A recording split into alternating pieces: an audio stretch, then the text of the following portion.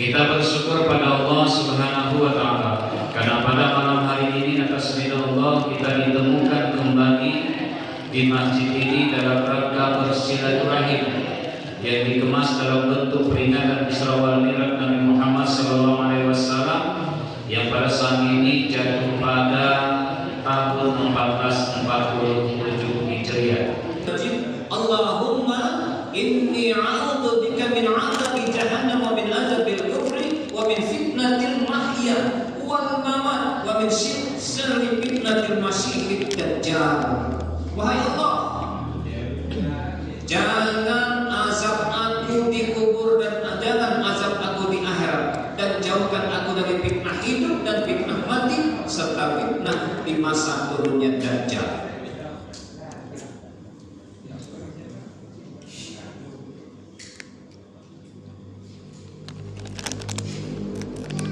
Masih bersama? Masih? Masih. Karena kita lanjut. Karena ada suara yang lebih kencang dari sana. Bapak Ibu jamaah yang saya muliakan, akhirnya datang dua orang saksi membela Siti Aisyah, bersumpah demi Allah, kami yang menjadi saksi bahwa Siti Aisyah tidak pernah melakukan perbuatan maksiat, hingga terbebaskan Siti Aisyah ini dari tuduhan keji orang-orang munafik.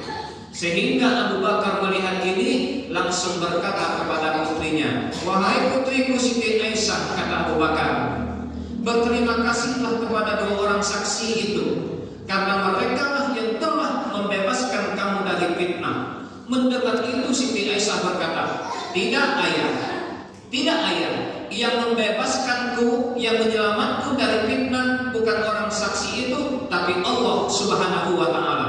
Mendengar kata-kata Siti Aisyah itu, Nabi Muhammad SAW tegak berdiri dari tempat duduknya seraya bersabda, "Man lam yaskurin nas lam yaskurillah." Wahai Siti Aisyah, siapa yang tidak berterima kasih kepada manusia, maka dia tidak bersyukur pada Allah.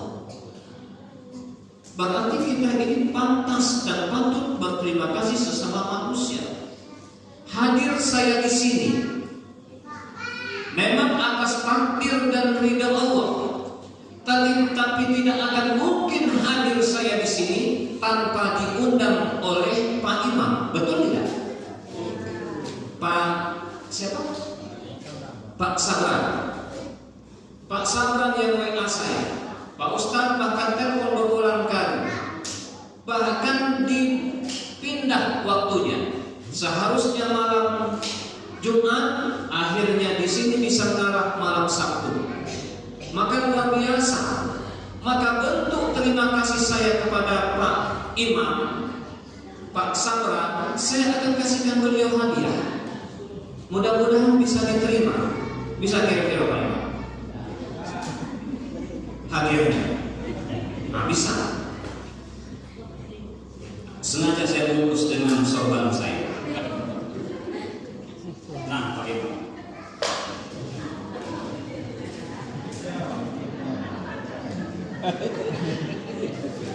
Mudah-mudahan bermanfaat dipakai oleh Imam. Nah, kalau mau hadiah seperti beliau, undanglah saya. Itulah sebenarnya intinya. Jadi kalau mau hadiah, undang saja.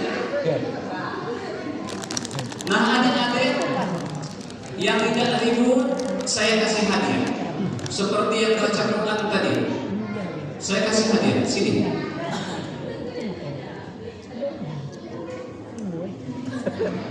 Sini. Kota campurnya merah. Ini satu-satunya putri Pasar Serah yang lumayan dan luar biasa ngajinya. Tapi tidak seperti Pak Imam ya. Saya cari dulu mana kan. Jangan dia. Nah, kan cantik kan? Masya Allah. Terima kasih ya. Terima kasih ya. Terima kasih.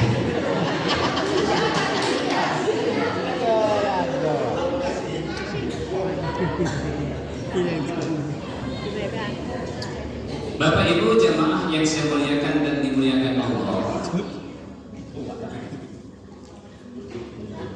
Saya tidak banyak membahas masalah Isra wal Mi'raj karena waktu kita terbatas. Saya yakin Bapak Ibu capek semua, lintah bahasa kita, karena rata-rata sudah nyandar semua. Itu ciri-ciri lelah dan lintah. Isra Mi'raj itu selaku orang yang beriman, bertakwa kepada Allah Subhanahu wa Ta'ala, yang pertama harus kita tanam. Ada cara-cara orang munafik, orang-orang kafir memperdayai kita bahwa katanya Isra Mi'raj itu hanyalah mimpi Rasulullah SAW, yang datang kepada Allah hanya roh Rasulullah SAW. Selaku orang yang beriman dan bertakwa, yakin kita kepada Allah, la ilaha illallah Muhammad Rasulullah, maka kita harus yakin bahwa Rasulullah berangkat Isra wal Mi'raj jasad dan rohnya, jasad dan rohnya dari Masjidil Haram menuju Masjidil Aqsa. Menurut cerita, Masjidil Haram ke Masjidil Aqsa itu jauhnya lebih kurang 500 km. Mekah dengan Palestina. Bengkulu Muko-Muko Bengkulu itu lebih kurang 300 km. Ditempuh mobil lebih kurang 6-7 jam. Rasulullah dari Masjidil Haram ke Masjidil Aqsa naik ke Sidratul Muntaha lebih kurang sepertiga malam. Sepertiga malam itu lebih kurang 3 jam. Nah, bayangkan itu. Kalau tidak dengan kuasa yang maha kuasa, maka itu mustahil terjadi. Tapi kalau sudah Allah berkata kun fayakun, tidak ada yang tidak bisa bagi Allah. Maka dari itu naik langit pertama, Rasulullah berjumpa dengan Nabi Adam alaihissalam. Langit kedua, Rasulullah berjumpa dengan Nabi Isa dan Yahya alaihissalam. Langit ketiga, Rasulullah berjumpa dengan Nabi Yusuf alaihissalam. Langit keempat, Nabi Muhammad berjumpa dengan Nabi Idris alaihissalam. Bapak Ibu, Nabi Idris inilah Nabi yang pertama membaca dan menulis. Bahkan Nabi Idris ini dikatakan Nabi yang paling cerdas. Sehingga cerdas Nabi ini, kata Israel, wahai Idris, tidak lama lagi engkau akan wafat. Kata Israel. Berapa lama lagi wahai Israel? Kira-kira sekianlah. Wahai Israel, aku pernah mendengar katanya bahwa surga Allah itu begitu indahnya. Bolehkah kiranya Israel, sebelum aku mati di dekat-dekat kematianku ini, bawalah aku sebentar ke dalam surga Allah. Dengan izin Allah, baik Idris, kata Israel, dibawalah ke surga Allah. Pas sampai di surga Allah itu waktunya mati tiba. Ternyata dalam surga Allah itu orang tidak bisa mati lagi. Nah, inilah cerdasnya. Sampai sekarang Nabi Idris itu Allahu a'lam bishawab sudah berada dalam surga Allah. Karena dalam surga tidak ada orang mati lagi. Kita lanjut. Di langit keempat Nabi Idris, langit kelima Nabi Harun alaihissalam, langit keenam Nabi Musa alaihissalam, langit ketujuh Nabi Ibrahim alaihissalam. Setelah bertemu nabi-nabi ini, semua nabi ini kompak Bapak Ibu, berdoa dan mendoakan Rasulullah. Wahai Rasulullah kekasih Allah, kami doakan mudah-mudahan engkau diberkahi dan dilancarkan segala urusanmu. Nah, ini salah satu menjadi hujah buat kita. Tatkala kita bertemu dengan teman kita, maka kita dianjurkan saling mendoakan. Minimal doa kita, Assalamualaikum warahmatullahi wabarakatuh, dijawab Waalaikumsalam warahmatullahi wabarakatuh. Inilah dasarnya, salah satunya. Maka Bapak Ibu, setelah itu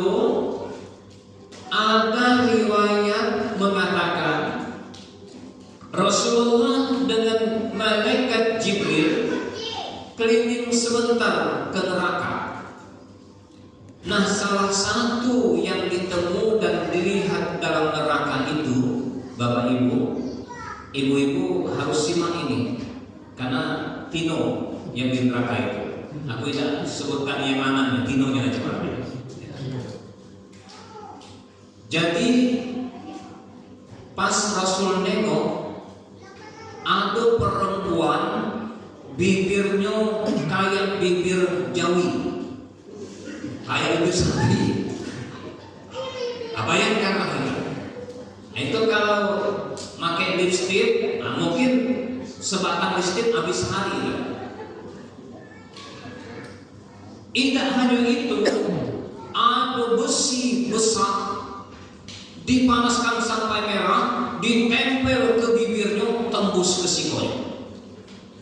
Kata Rasulullah, wahai Jibril, apakah salah perempuan itu, wahai Jibril?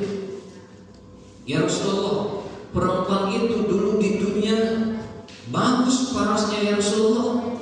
Tidak demikian, tapi di dalam neraka dia dirubahkan oleh Allah hingga mulutnya seperti mulut kerbau dan sapi, dan ditusuk dengan panas bara api. Apa salahnya? Salahnya satu, kurang berterima kasih kepada suaminya, tidak bersyukur, dan sering marah-marah di dalam rumahnya, cerewet. Hati-hati itu. Yang sering ngomel aja di rumahnya, tidak bersyukur dengan suami, sampai suami kurus lisannya. Nah, hati-hati itu. Nanti di neraka mulutmu seperti mulut Jawi, ditusuk dengan bara api. Nah, kalau tidak percaya, terserah. Nah, kita tengok. Nah, makanya wajib berterima kasih dengan suami. Apapun adanya, wajib berterima kasih, dan jangan terus marah-marah, cerewet, tidak habisnya.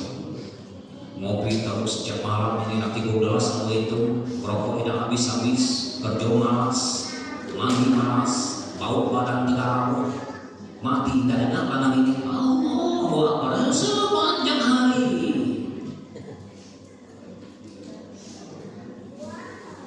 Nah, makanya yang model ini nanti mulutnya kayak mulut sapi tuh, mulut kerbau. Cobalah tengok besok, jangan betul. Lah paham mulutnya kan? Paham. Nah, Bapak Ibu, saya doakan mudah-mudahan istri-istri yang ada di pasar sebelah ini soleh dan solehah, amin. Ya Rabbal alamin. Saya malam hari ini, ibu-ibu, agak sedih lihat Pak Kalim dalam dia sambutan tadi. Sudah lelah rasanya, sudah minta. Kita berdoa mudah-mudahan lelahnya hilang, mudah-mudahan jadi amal jariah. Kita memang agak sedih merasanya, karena satu tidak ada pemuda yang hadir malam hari ini. Mau dikemanakan mereka? Saya hitung bapak-bapaknya 46 dengan saya.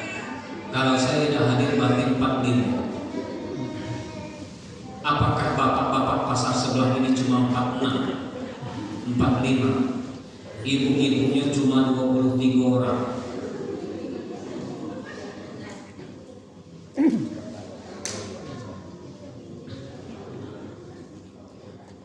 Cobalah kades buat acara,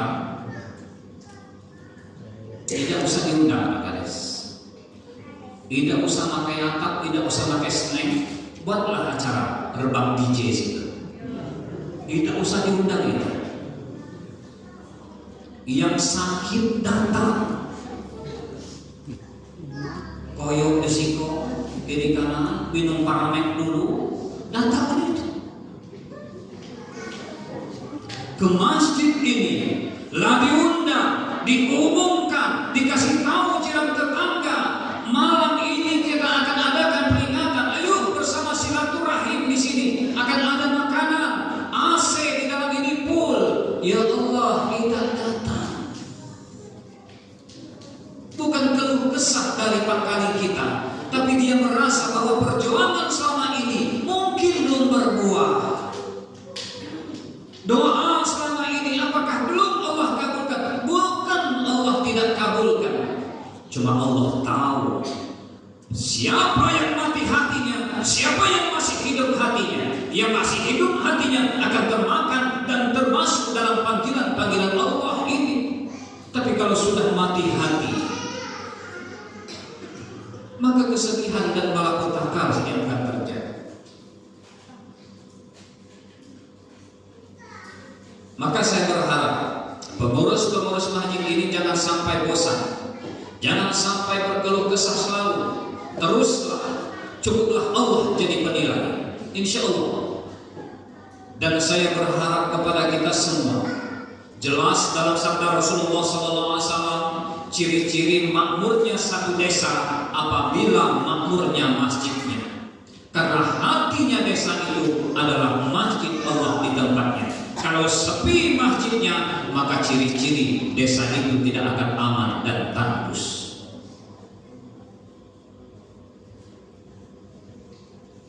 Saya bukan marah ini, saya berharap. Makanya kalau bisa Pak Kades, hidupkanlah Risma kembali. Jadi amal jariah buat Kades.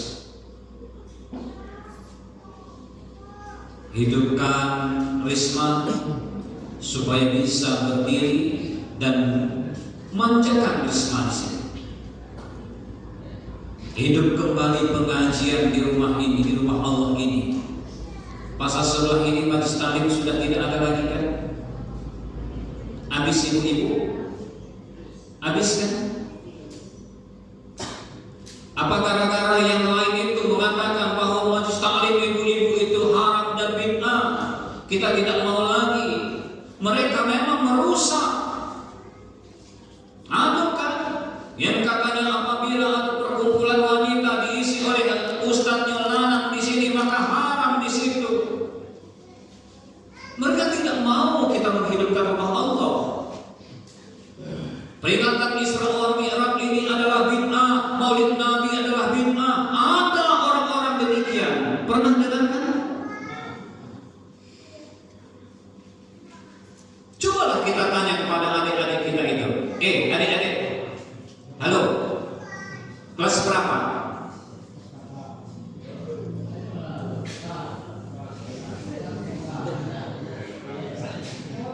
Yang bisa jawab nanti dapat hadiah. Saya tanya, tahu Upin Ipin tidak?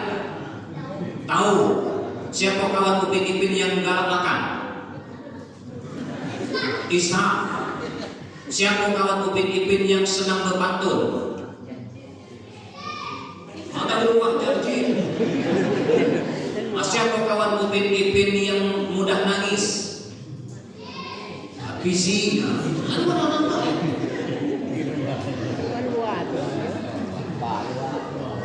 Siapa nama kakak Upin Ipin yang suka marah? Kak Rus. Siapa nama anak Muhammad sallallahu alaihi wasallam, 3 putranya itu?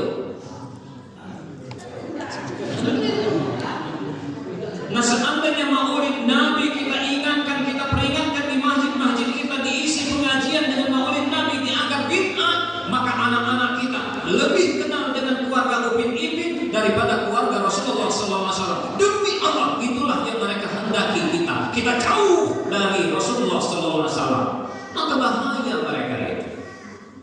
Seakan-akan mereka paling sempurna, seakan-akan mereka yang paling mulia, mereka yang paling ngerti. Tapi di balik semua itu, sebenarnya misi mereka adalah menjauhkan kita dari keluarga Rasulullah SAW. Sering kita dengar tahlilan, tidak ada zaman Rasulullah, bid'ah. Ya betul kan? Padahal dalam tahlilan itu yang diucapkan apa? La ilaha illallah. Apa yang sedekah itu kan sedekah, bukan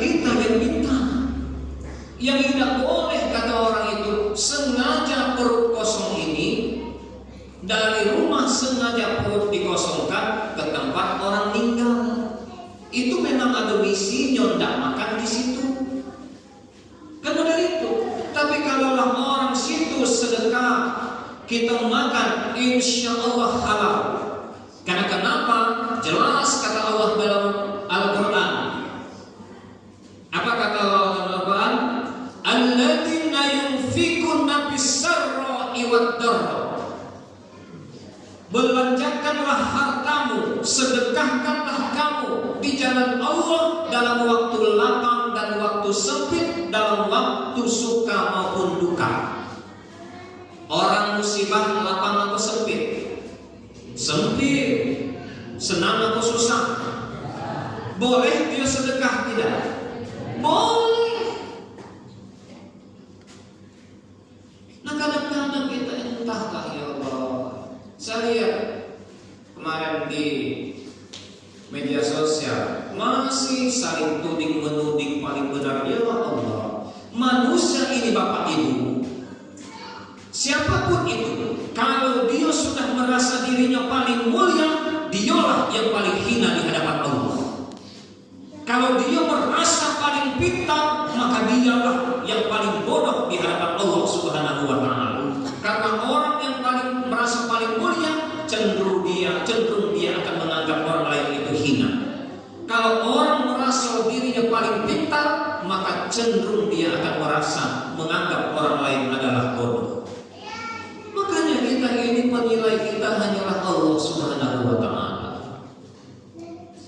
Bapak Ibu jamaah yang saya muliakan dan dimuliakan Allah.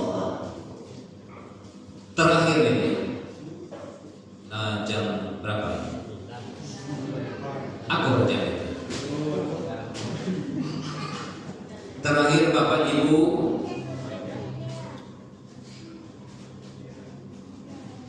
lihat di Al-Maidah, Al-Quran surat Al-Maidah ayat 6. Pulang nanti lihat atau di HP silahkan lihat. Apa kata Allah? Wahai orang-orang yang beriman, kalau kamu hendak melaksanakan sholat, maka basuhlah mukamu, basuhlah tanganmu sampai ke siku, sapulah kepalamu, dan basuhlah kakimu sampai mata kakimu. Dan inilah yang menjadi dasar hujjah para ulama mengatakan bahwa wudu itu yang wajibnya hanya 4. Sesuai dengan Al-Quran tadi. Muka, tangan sampai ke siku, kepala disapu, dan kaki sampai mata kaki. Yang lain sunnah. Kumur-kumur sunnah, telinga sunnah, hidung sunnah. Yang wajib disempurnakan itu muka, tangan, kepala, dan kaki. Kita kadang-kadang kumur-kumurnya yang sempurna, apalagi bulan puasa. Orang nyuruh 3 kali, kita 8. Kadang-kadang main di angka, 2 tetes tetelan.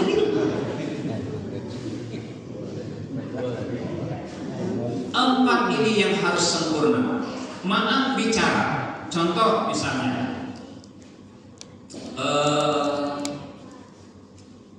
yang tengah ini siapa? Namanya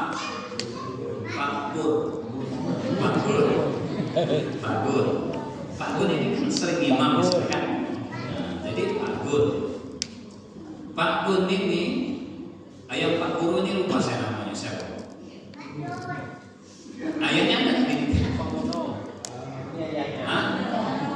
Pak siapa? Pak Yeki. Sugiono.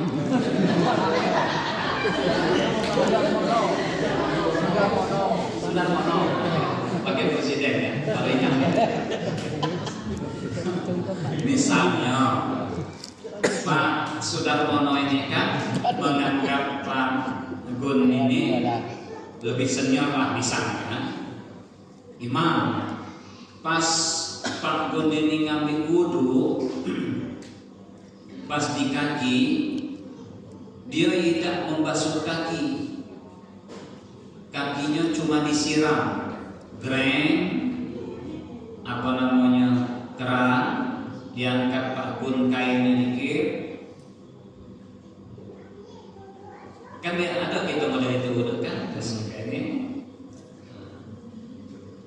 sudah dalam hati Pak Sudarmono, tidak salah wudu imam ini tidak dibasuh kan? Cuman anaknya tidak berani. Imam, akhirnya Pak Sudarmono ngambil wudu juga sholat. Pak Gun ini jadi imam. Pak Gun ini sholatnya tidak sah, Sudarmono pun tidak sah. Karena dia mengetahui bahwa Pak Imam ini wudunya tidak sah. Dia berimam kepada orang yang tidak sah jadi imam, maka sholatnya pun batal karena dia mengetahuinya. Makanya wudu itu yang 4 itu harus kita sempurnakan, walaupun sekali. Kadang-kadang kita berulang kali tapi tidak sempurna. Maksudnya sekali. Misalnya kita ini cuma punya 1 gelas aqua, 1 gelas JJ itu kan tidak banyak itu. Kalau 3 kali habis itu. Nah kita wudhu di sini, tuang, ambil ini air ini di sini nih, kusuk inilah yang namanya dibasuh, dikusuk ini. Nah, dikusuk sampai sini berulang kali, bahkan sampai 3 kali, selesai. Nendang catatan tidak usah diangkat-angkat, dikusuk, selesai. Walaupun sekali ngambil air, kita kadang-kadang airnya boros, tapi wudhu itu tidak jelas. Orang Allah suruh dalam Al-Quran itu dibasuh, kita kebanyakan disiram. Ngakui tak? Hidup keran, kita tidak tampung air begini, tidak ada kita tampung air begini untuk ngusap muka tuh, kita hidup keran. Sudah itu ada pula yang gaya kayak ini. Ada itu? Ada juga yang hidup keran gaya sini. Ada kan? Ada. Ngaku aja biar cepat selesai. Nah, yang ada. Ayam kaki itu model itu tadi. Assalamualaikum. Allahu Akbar. Wudu tidak jelas bro, tidak sah. Dibasuh itu kalau bahasa itu dikusuk, iya diurut, supaya yang nempel-nempel ini tanggal. Maka di bahasa Al-Quran itu jelas. Nah ini bagi orang yang senantiasa berwudu. Kata Rasulullah SAW, siapa yang wudunya sempurna, lalu disempurnakan dengan berdoa, Asyhadu an la ilaha illallah wa asyhadu anna Muhammadar Rasulullah. Allahumma ja'alni minat tawabina wa ja'alni minal mutatahhirin. Batas itu di hadis itu. Min ibadikas sholihinnya ini ada, itu tambahan. Di hadis itu batas minal mutatahhirin. Siapa yang wudunya sempurna dilanjutkan dengan doanya, maka dia boleh masuk surga. Dari 8 pintu itu, pintu mana saja dia boleh masuk, kata Rasulullah SAW. Bahkan siapa yang tidur dengan air wudu, maka tidurnya bersama malaikat-malaikat Allah. Satkala dia bangun, malaikat itu mengangkat tangan kepada Allah seraya berdoa, Ya Allah, ampunilah segala dosa si fulan ini karena dia tidur dalam keadaan suci. Allahu Akbar. Tapi jarang kita yang tidur pakai air wudu. Jarang jaga wudhu kita. Berangkat ke masjid dengan hias wudhu, insya Allah akan selalu menyertai malaikat-malaikatnya bersama kita yang menjaga wudhunya. Faham Bapak Ibu ya tentang wudhu tadi yang dijaga 4 itu? Jangan betul kering, muka, tangan sampai ke siku, sapu kepala, dan basuh kaki sampai mata kaki. Tumit mata kaki dibasuh semuanya, supaya sholat kita berhasil di hadapan Allah. Mohon maaf ini Bapak Ibu, apa pernah saya ceritakan di sini atau belum? Ada seorang wanita ngadu sama imam, tapi bukan imam pasar sebelah, imam tempat lain. Dan ini nyata. Nama musola itu Nurul Yakin. Saya tidak usah tahu, tidak usah sebut nama desa. Jadi ibu ini ngomong, "Mam," katanya, "boleh saya curhat lah kayak gitu?" "Silakan," kata imam itu. "Kenapa waktu saya sujud sudah bertahun-tahun saya sholat?" Kata ibu itu. Kalau ibu itu umurnya saat itu lebih kurang sekitar 65 tahun. Kalau salah saya, sekarang sudah almarhumah beliau. "Kenapa setiap saya sujud imam, seakan-akan di telinga saya terdengar kalimat, 'Bu, percuma kau sholat, sholatmu tidak diterima. Percuma kau sholat, sholatmu tidak diterima.'" Akhirnya ditanya-tanya imam ini masalah ini tidak, masalah itu tidak, masalah ini tidak. Akhirnya imam tanya, "Ibu ini selama bersuami pernah mandi wajib tidak?" Sampai nanya, "Mandi wajib itu apa Pak Imam?" Ternyata disitulah kenanya. Dia tak kala berhadas besar dalam keadaan junub, tidak pernah mandi wajib. Dia cuma mandi tapi tidak pernah berniat untuk mandi wajib. Makanya niatnya itu utamakan. Walaupun tidak kita ngambil sunnahnya, "Ya Allah, aku niat mandi wajib karenamu." Dalam hati kita berkata untuk menghilangkan segala hadas besar di tubuhku. Dalam hati kita berkata, "Mandilah, basuh." Itu sudah sah. "Ya Allah, sebelum nyebur di dalam sungai misalnya, aku nak mandi menghilangkan hadas besar yang ada di tubuhku sebelum selesai mandi sah." Tidak usah yang lain-lain kalau kita berat. Maka dari itu ternyata bersuci itu Bapak Ibu menjadi patokan buat sholat kita diterima oleh Allah Subhanahu wa Ta'ala. Nah, terakhir, jangan pernah tinggalkan sholat 5 waktu. Inilah oleh Rasulullah buat kita semua. Saking penting perintah ini, Allah tidak menitip perintah ini melalui malaikat Jibril. Allah tidak menitip seperti perintah yang lain, perintah puasa, zakat, haji dan sebagainya melalui wahyu. Tapi perintah sholat ini seakan-akan pentingnya perintah ini Muhammad jemput perintah ini olehmu sendiri. Ini perintah yang sangat penting. Aku tidak mau diwakili oleh orang lain. Begitu juga dengan presiden. Seandainya ngomong ke bupati, "Bupati, kau harus berangkat sendiri. Ini ada perintah penting. Tidak bisa aku wakilkan kepada orang lain. Kau harus jemput sendiri." Beginilah lebih kurang logika perintah itu. Saking pentingnya harus Muhammad sendiri yang ngambil di hadapan Allah Subhanahu wa Ta'ala, hingga sampailah kepada kita 5 waktu sehari semalam. Saya mohon Bapak Ibu, untuk kita dan anak-anak kita, jangan pernah tinggalkan sholat 5 waktu. Sesibuk apapun kita, bagaimanapun bentuk pekerjaan kita, kalaulah bisa kita utamakan berjamaah dalam rumah Allah.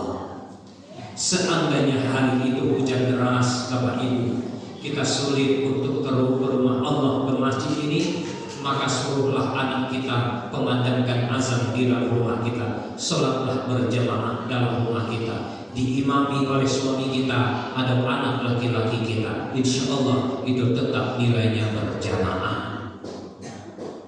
Tapi yang khawatirnya nanti suami kita ini tidak bisa jadi imam sholat, itu yang khawatir. Al-Fatihahnya tidak hafal, ulang-ulang, ya imamlah kami sholat ya, mumpung hari hujan ayah tidak ke masjid, biarlah anak ngejo. Lalu ulang-ulang malam itu tidaknya bisa lagi, anak tidak hendak lagi, terpaksa sholatnya jadi imam. Allahu Akbar katanya. Bismillahirrahmanirrahim. Alhamdulillahirabbil alamin. Ar-Rahmanir-Rahim. Maliki yaumiddin.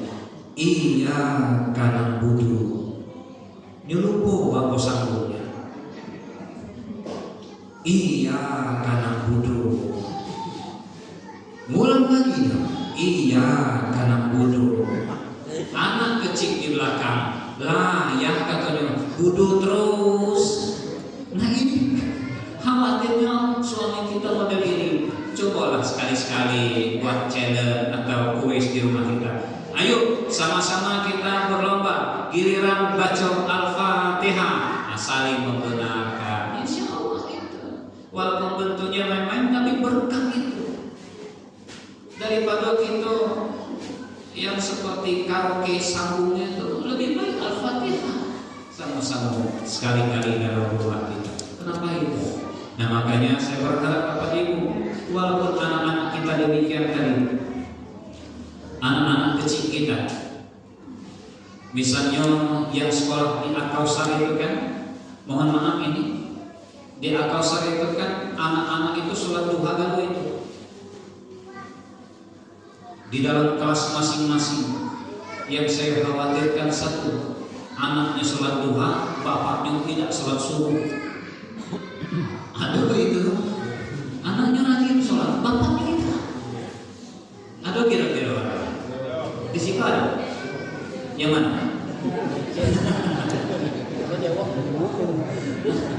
Nah jadi ibu, kalau demikian, anak kita sholat di depan mata kita, sementara kita tidak sholat demi Allah. Inilah orang tua yang tidak punya malu, orang yang tidak punya malu, sebagai imannya sudah hilang dan mati hatinya hampir terjadi demi Allah. Kalau orang tidak punya malu, hatinya sudah mati. Malu itu salah satunya anak kita di depan kita sholat isya di rumah hari hujan, ngambil wudhu sampai selamanya basah. Allahu Akbar katanya, bapaknya masih merokok baju singlet aja. Allah, inilah bapak yang tidak punya malu. Orang tua tidak punya malu, orang tidak punya malu, maka imannya tidak ada. Nak tesiru, tesirulah. Tidak nak mudah lagi, terserah. Ayo, apa? Ya, kalau tidak digas itu tidak senang. Tidak perlu digas, senang sudah. Yang modal aku Pak Imam. Aku asal Pak Imam ngomong modal, aku udah tahu. Kali tidak. Nah kita kadang-kadang tidak merasa malu. Anak kita sholat. Aduh kadang-kadangnya sholat. Nyom malam minggunya agak begadang anak-anak kita, pas subuhnya bangun 6:30. Ya, nak subuh ya, ambil wudhu ya, yuk. Tidakkah tergerak hatimu wahai orang tua? Saat anak berkata walaupun terlambat dia ingin subuh, sementara dirimu tidak tergerak sedikit pun hatimu untuk melaksanakan subuh. Malahan kau ngomong ke anakmu tatkala anakmu sujud, tengah 9 dia subuh sujud. Oi nak, yuk sholat namo abad nih, setengah 9 subuh udah lagi. Ini cara kita menjadi anak tidak. Kalau anak kita sebesar itu nyendak sholat subuh setengah 9 surah, masih ada waktu bi, masih sholat anak, jangan sampai tinggal sholat anak. Suatu saat dia besar sudah terbiasa, insya Allah dia tahu sendiri bahwa waktu sholat itu bukan setengah 9, insya Allah.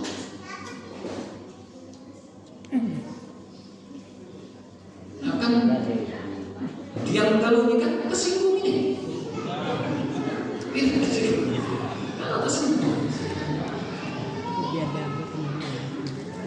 Nah makanya ibu-ibu, ayo jaga anak kita. Saya nanti mati saya misalnya, anak saya sudah dewasa misalnya, saat jenazah saya di depan anak saya jadi imam, maka dia akan lebih ikhlas dan lebih khusyuk menyolatkan saya daripada Pak Imam. Ya, dengan berkata, jamaah, tolong jamaah rapatkan luruskan saf. Saya mohon, saya ingin jadi imam untuk ayahanda saya. Saya berdiri sejajar dengan kepala bapak saya, karena ini adalah sunnah Rasul. Bapak saya yang wafat, laki-laki wafat, kita sholat sejajar dengan kepalanya. Kalau perempuan wafat, sejajar dengan perutnya. Dia berkata, saya takbir, Allahu Akbar, kata, dari awal Allahu Akbar sudah mengalir air mata anaknya, karena di depan dia adalah jasad bapaknya tercinta. Beda dengan anak yang tidak tahu sholat. Orang sholat dia nangis di luar, celana pendek, tapi masih bisa pus. Ini anak kalau tidak tahu kan? Aku menyaksikan itu. Sholat yung bapak tahu kau kata orang. Biarlah bapak dodaki kata dia. Dia nangis itu, tapi masih bisa soyak pus. Allah masih sanggup risau. Nah makanya jaga, ayo anak kita bekali mereka dengan agama. Insya Allah anak-anak kita akan menjadi anak-anak yang soleh dan soleh. Amin. Ya Rabbal. Adik-adik saya, ini kuliah kan? Ini kuliah. Sudah tamat kuliah? Sudah tamat kuliah belum? Lagi kuliah? Sudah tamat. Nah binalah adik-adik kita. Kalau bisa besok hari Senin datang ke kantor Kades, bentuklah Isma, bentuk supaya hidup di sini. Insya Allah, Kades kita ini adalah orang baik. Apapun demi kemajuan desa, insya Allah dia akan laksanakan. Coba lihat senyum Pak Kades kita. Nah, ini salah satu tandanya setuju. Nah, insya Allah, anggaran aman. Kata Prabowo tadi. Pokoknya aman kan Prabowo. Pokoknya tenang aja. Asal masih ada Prabowo aman kan. Jamaah yang saya muliakan dan muliakan Allah, mudah-mudahan yang sedikit sederhana ini ada manfaatnya. Jagalah salat kita sebelum wafat kita ini. Mudah-mudahan wafat kita nanti pun dalam keadaan beramal ibadah kepada Allah Subhanahu wa taala. Amin ya rabbal alamin. Ini saja yang bisa sampaikan, mudah-mudahan manfaatnya. Lebih kurang mohon maaf. Akhir kala, assalamualaikum warahmatullahi wabarakatuh.